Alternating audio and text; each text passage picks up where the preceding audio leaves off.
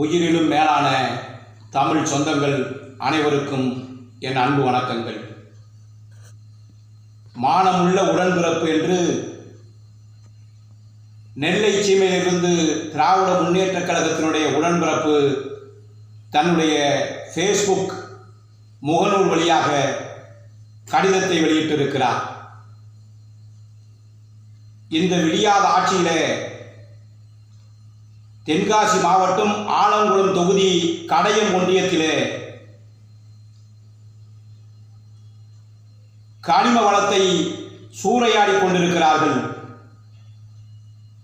Taurus வண்டிகளிலே கனரக வாகனங்களிலே தினந்தோறும் கடத்தி கொண்டு அண்டை மாநிலமான கேரளாவுக்கு சென்று கோடி கோடியாய் கொள்ளையடித்துக் கொண்டிருக்கிறார்கள்.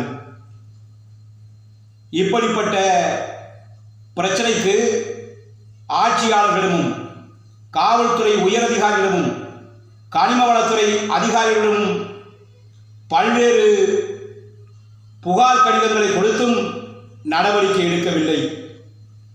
ஏன் முதலமைச்சர் தனிப்பிரிவுக்கு தலைமைச் செயலகத்திற்கு ஒரு முறை அல்ல, இருமுறை அல்ல, பல முறை புகார் கடிதங்கள் அனுப்பியும் இதுகாரும் எவ்வித நடவடிக்கையும் எடுக்கவில்லை. தன்னுடைய முகவரியோடு அவர் குறிப்பிட்டிருக்கிறார். இதோ அந்த ஃபேஸ்புக்கிலே அவர் எழுதிய கடிதத்தை மக்கள் முன் காண்பிக்க விரும்புகிறேன். இதோ தன்னுடைய விலாசத்தோடு அவருடைய பெயர் சந்திரசேகர், மாவட்ட சுற்றுச்சூழல் அணியினுடைய துணை அமைப்பாளராக இருக்கிறார்.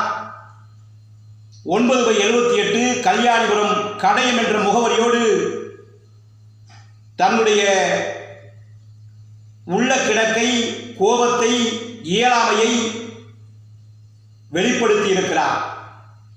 தந்தை பெரியார், பேரறிஞர் அண்ணா, கலைஞருடைய வழியிலே சுயமரியாதை கற்ற மாணவன் நான்.